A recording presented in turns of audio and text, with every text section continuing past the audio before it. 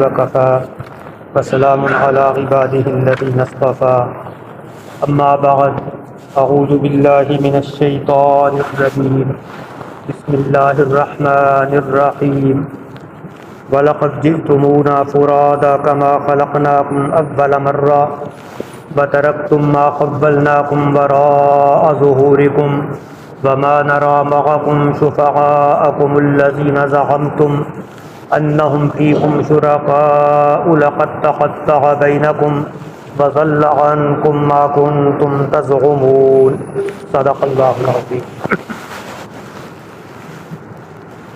سورۃ الانعام کی اس آیت مبارکہ کا ہم مطالعہ کر رہے تھے، جس میں فرمایا گیا کہ قیامت کے دن اللہ رب العزت کی طرف سے لوگوں سے یہ کہا جائے گا کہ تم ہمارے پاس آ گئے اکیلے اکیلے ہو کر حساب کتاب دینے کے لیے، جیسا کہ ہم نے تم کو پہلی مرتبہ پیدا کیا تھا، اور جو کچھ ہم نے تمہیں دے رکھا تھا وہ سب کچھ دنیا میں پیچھے چھوڑ آئے، اور آج ہم تمہارے ساتھ تمہارے ان شفاعتی یا سفارشی لوگوں کو نہیں دیکھتے جن کے بارے میں تمہارا یہ گمان تھا کہ تمہارے بارے میں وہ شفاعت کریں گے۔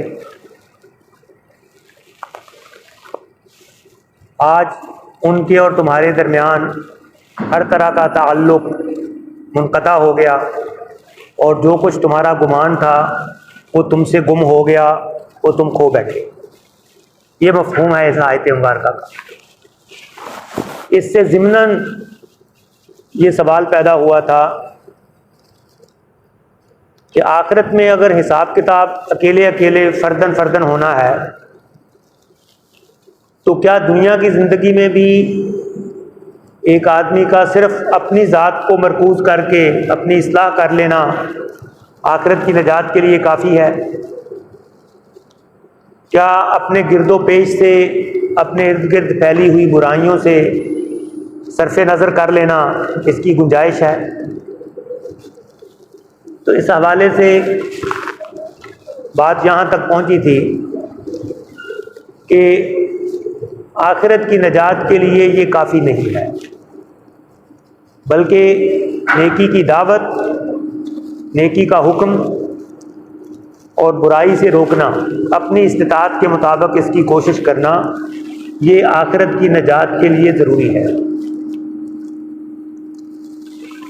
کم سے کم درجے میں اس امت پر یہ ذمہ داری فرض کفایہ کی حیثیت میں تو ہے کہ ایک جماعت تو مسلمانوں میں ایسی رہنی چاہیے جس کا اصل کام یہ ہو، جس کی پہچان ہی یہ ہو کہ وہ دعوت الی الخیر، امر بالمعروف اور نہی عن المنکر کرتی ہو۔ اگر امت کے اندر یہ کام بالکل نہیں ہو رہا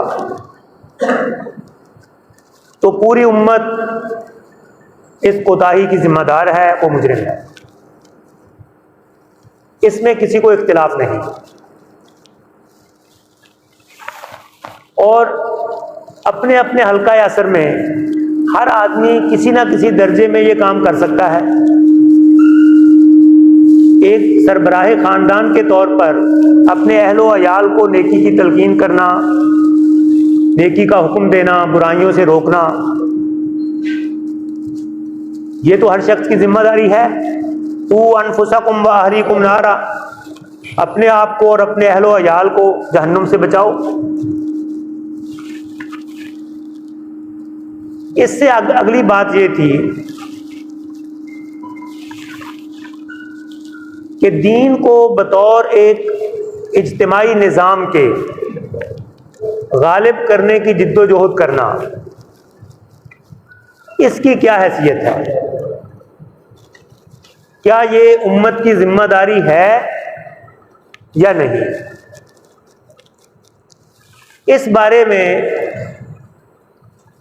دو نقطہ نظر اس وقت امت میں پائے جاتے ہیں۔ اس کی تفصیلات، دونوں طرف کے تفصیلی دلائل، ان کو بیان کرنے کے لیے یہ فورم، جمعہ کا خطاب، یہ مناسب نہیں، لیکن سرسری انداز میں مختصر طور پر اس کو بیان کریں گے کہ یہ دونوں نقطہ نظر کیا ہے۔ ایک نقطہ نظر یہ ہے کہ اسلام ایک مبنی بر فرد دین ہے، اور دوسرا نقطہ نظر ہے کہ یہ مبنی بر نظام دین ہے۔ پہلے نقطہ نظر کا مطلب ہے کہ فرد کی اصلاح، یہ اس پر زور دیتا ہے کہ ہر شخص اس کی ذاتی زندگی میں اس کی اصلاح ہو جائے، اور دوسرا نقطہ نظر یہ ہے کہ یہ پورے نظام زندگی کو تبدیل کرنے اور احکام الہی کے مطابق ڈھال دینے کی کوشش کرنے کا مطالبہ کرتا ہے۔ جو پہلا گروہ ہے جو اس کو مبنی بر فرد کہتے ہیں اور غلبہ دین کی جد و جہد کو غیر ضروری قرار دیتے ہیں، ان کے بڑے دلائل دو ہیں۔ ایک یہ کہ رسول اللہ صلی اللہ علیہ وسلم جس سلسلہ رسل کی آخری کڑی تھے، ان تمام رسولوں کا فرض منصبی قرآن پاک میں جہاں کہیں بیان ہوا ہے، اس میں اس چیز کو نمایاں کر کے بیان نہیں کیا گیا باقی رسولوں کے ضمن میں کہ وہ غلبہ دین کی کوئی جد و جہد کریں،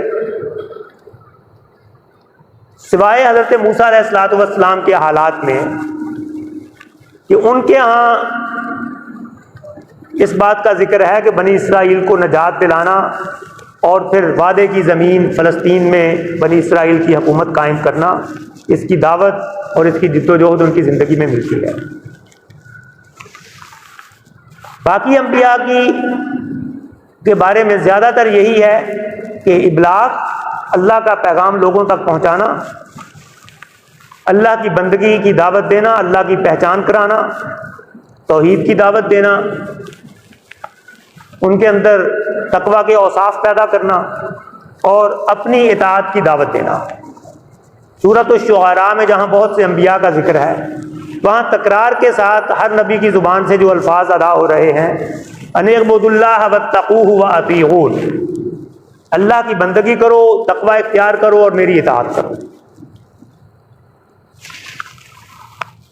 تو یہ حضرات کہتے ہیں کہ نبی اکرم صلی اللہ علیہ وسلم کا بھی اصل مشن اور منصب رسالت و نبوت کے اعتبار سے آپ کی اصل ذمہ داری وہ صرف وہی تھی جو باقی انبیاء کی تھی، اللہ کا پیغام لوگوں تک پہنچا دینا، اللہ کی پہچان کرانا، توحید کی دعوت دینا، آخرت کی طرف ان کو مائل کرنا اور اپنی اطاعت کی دعوت دینا۔ باقی رسول اللہ صلی اللہ علیہ وسلم کی زندگی میں یہ چیز جو ہمیں نظر آتی ہے کہ آپ نے ایک باقاعدہ جد و جہد کی، دین کو غلبہ حاصل ہوا، ایک نظام کے طور پر بھی دین نافذ ہوا، تو اس کے بارے میں وہ کہتے ہیں کہ وہ کچھ مخصوص حالات کا تقاضا تھا، وہ آپ کا اصل مشن نہیں تھا۔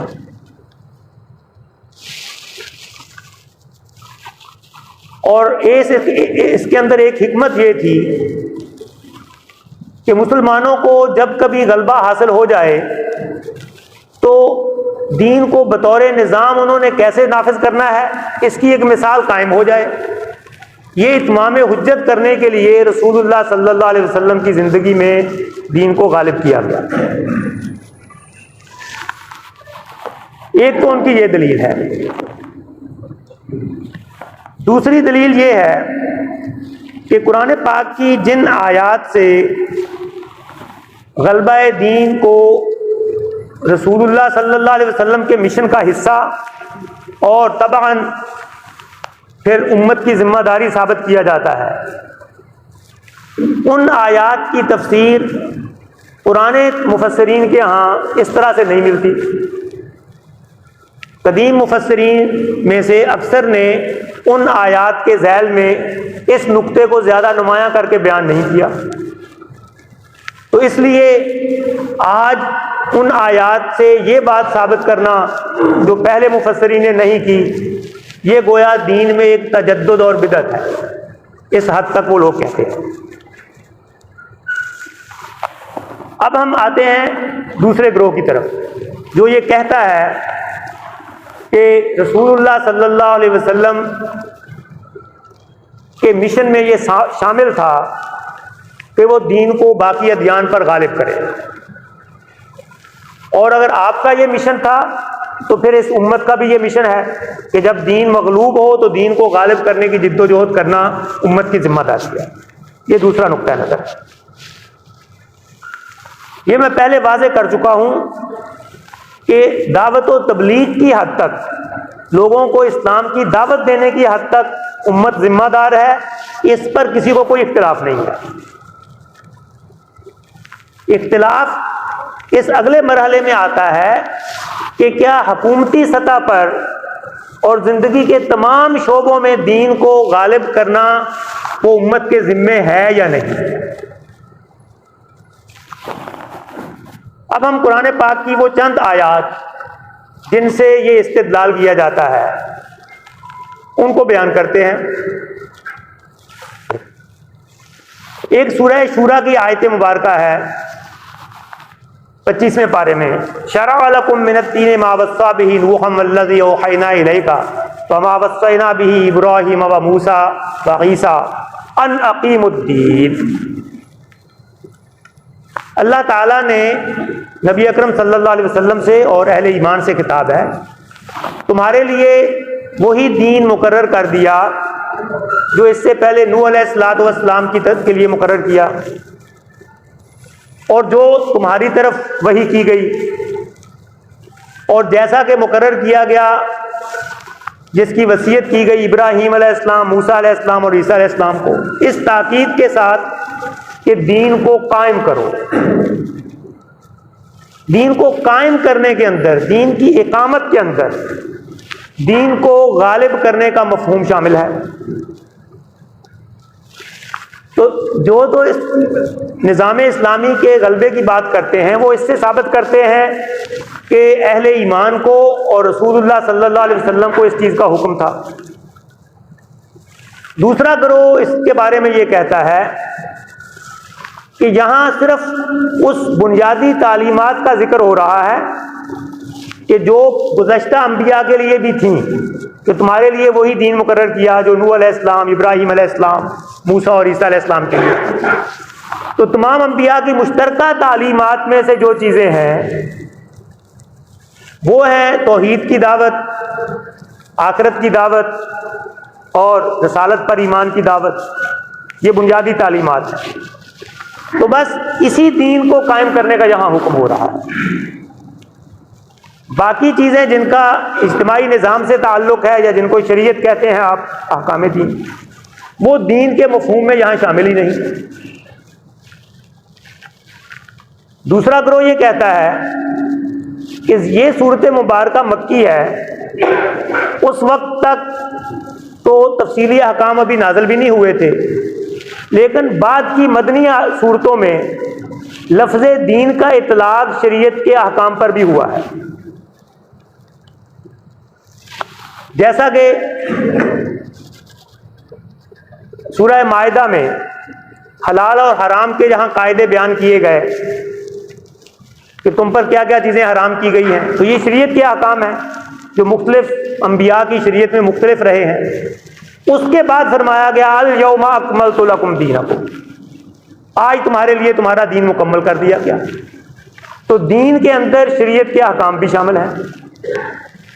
سورہ توبہ میں فرمایا قاتل الذین لا یؤمنون باللہ ولا بالیوم الآخر ولا یحرمون ما حرم اللہ ورسولہ ولا یدینون دین الحق۔ ان لوگوں سے قتال کرو جو آخرت ایمان، اللہ پر اور آخرت پر ایمان نہیں رکھتے، اور جو اللہ نے حرام قرار دیا اس کو حرام نہیں سمجھتے، اور دین حق کی پیروی نہیں کرتے۔ تو یہاں بھی اللہ اور اس کے رسول پر ایمان کے ساتھ ہی حلال اور حرام کو اور دین حق کو بیان کر دیا گیا۔ سورہ نور میں ایک فوجداری حکم بیان ہوا، الزانیۃ والزانی فاجلدوا کل واحد منہما مئۃ جلدہ، زانی عورت اور مرد کو ہر ایک کو 100 کوڑے مارو۔ اور آگے کیا الفاظ ہیں؟ وَلَا تَأْخُذْكُمْ بِهِمَا رَأْفَةٌ فِي دِینِ اللَّهِ، ان کے معاملے میں تمہیں کوئی نرمی دامنگیر نہ ہو، دین حق کے معاملے میں۔ یہاں بھی لفظ دین استعمال ہوا۔ تو یہ اپنا اپنا استدلال ہے۔ وہ گروہ کہتا ہے کہ اقامت دین اس میں شریعت کے تمام احکام بھی شامل ہیں۔ پھر ایک اور آیت مبارکہ جو پچھلے جمعہ کو بھی ہم نے بیان کی تھی اور جو قرآن پاک میں 3 مقامات پر موجود ہے، وَالَّذِي أَرْسَلَ رَسُولَهُ بِالْهُدَى وَدِينِ الْحَقِّ لِيُظْهِرَهُ عَلَى الدِّينِ كُلِّهِ، اللہ وہ ذات ہے جس نے اپنے رسول کو بھیجا دین حق کے ساتھ اور ہدایت کے ساتھ، بالہدیٰ و دین الحق، ہدایت اور دین حق دے کر بھیجا تاکہ وہ اس کو غالب کر دے تمام دین پر۔ اب ایک گروہ اس آیت سے یہ ثابت کرتا ہے کہ دین حق کو تمام ادیان پر غالب کر دینا یہ رسول اللہ صلی اللہ علیہ وسلم کا فرض منصبی تھا، آپ کو یہ ذمہ داری اس آیت کی روح سے سونپی گئی۔ دوسرا گروہ اس کی تعبیر اور انداز سے کرتا ہے کہ یہ اللہ تعالیٰ کے ایک مشن اور اللہ کے ایک منصوبے کا حصہ تھا، اس میں تاکہ وہ غالب کر دے، اس جملے کا فاعل اللہ خود ہے، تاکہ اللہ غالب کر دے دین حق کو باقی دینوں پر، لیکن اس کا ذریعہ اس نے اپنے رسول کو بنایا۔ تو جب ذریعہ رسول کو بنا لیا تو رسول کی بھی یہ ذمہ داری بن گئی۔ تو یہ اپنا اپنا انداز ہے اس آیت کو سمجھنے کا۔ یہ آیات موجود ہیں قرآن پاک میں، لیکن ان کی تعویل اور ان کی تفسیر ہر کوئی اپنے اپنے طریقے سے کرتا ہے۔ پھر سورہ بقرہ کی مشہور آیت البر کہ نیکی کن چیزوں کا نام ہے، تو اس میں جو نیکی کے مختلف شکلیں بیان کی گئی ہیں، اس کے آخر میں یہ بیان بھی آ گیا ہے وَالصَّابِرِينَ فِي الْبَأْسَاءِ وَالضَّرَّاءِ وَحِينَ الْبَأْسِ، کہ وہ تنگی میں اور حالت جنگ میں ثابت قدم رہنے والے۔ وحین الباس کا ترجمہ سب نے حالت جنگ کیا ہے۔ تو حالت جنگ کی نوبت وہ عام دعوت و تبلیغ کی جد و جہد میں تو کم ہی امکان ہوتا ہے کہ آئے۔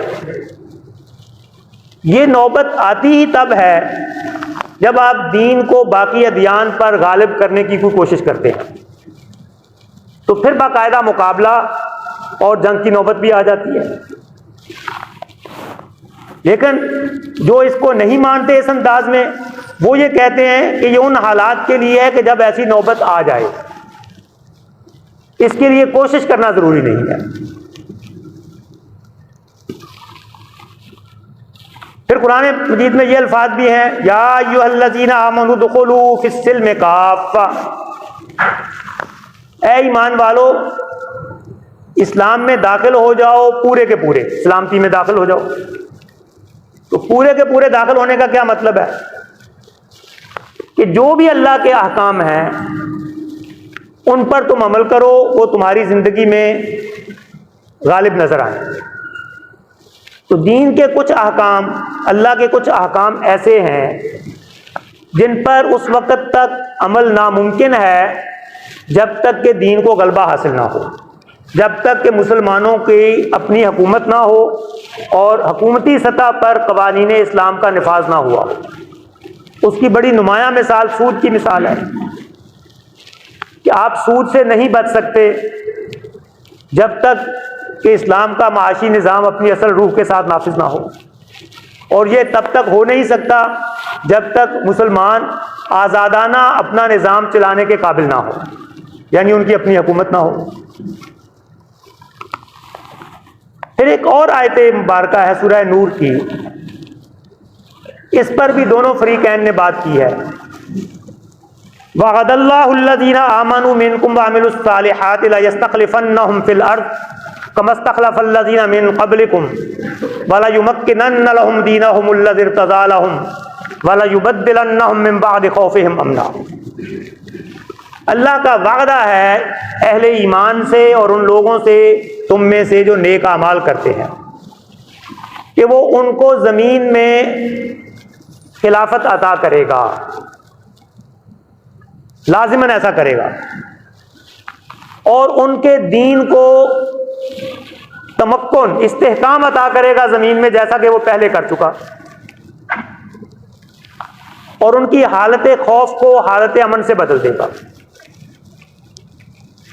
اب جو گروہ اس دین کو مبنی بر فرض قرار دیتا ہے وہ اس سے یہ مطلب نکالتا ہے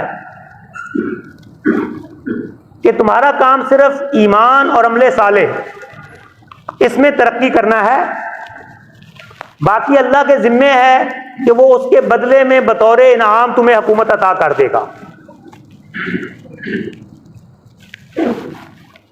لیکن غالباً اس کا یہ مفہوم اس طریقے سے درست نہیں لگتا۔ یہ ایسے ہی ہے کہ کوئی والد یا استاد اپنے بچے یا شاگرد سے یہ کہے کہ بیٹا اگر تم محنت کرو گے، وقت کی قدر کرو گے تو ایک دن تم انجینئر بن جاؤ گے یا ڈاکٹر بن جاؤ گے۔ تو اس نے کچھ بنیادی چیز بتا دی اس کو کہ یہ تمہارا اصول رہنا چاہیے، محنت، وقت کی قدر۔ لیکن اگر کوئی بچہ یا طالب علم ان دو باتوں پر کاربند ہو جائے، محنت بھی خوب کرے لیکن وہ ڈاکٹری یا انجینئرنگ کی تعلیم کا کبھی رخ نہ کرے، یہ دونوں کام تو وہ کرتا رہے لیکن اس طرف اس کا رخ نہ ہو، اس کو وہ اپنا مقصد نہ بنائے، تو کیا وہ کبھی ڈاکٹر یا انجینئر بنے گا؟ اگرچہ اس کی زندگی میں محنت بھی ہے اور وہ وقت ضائع بھی نہیں کرتا۔ تو دوسرا گروہ یہ کہتا ہے کہ ایمان اور عمل صالح وہ تو بنیادی صفات ہیں، خلافت عرضی وہ ایسے پلیٹ میں رکھ کے پیش نہیں کر دی جائے گی کہ تم نے کبھی اس کا سوچا بھی نہ ہو اور خواہ تمہیں کہا جائے کہ آؤ جی حکومت سنبھال دو۔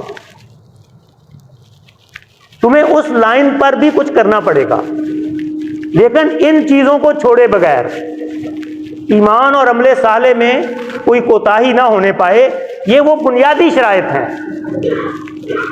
اس کے بعد اگر تم دین کے غلبے کی جد و جہد کرو گے ان شرائط کو ساتھ لے کر، تو پھر اللہ تعالیٰ اپنے ذمے لیتا ہے کہ وہ تم کو غلبہ عطا کرے گا۔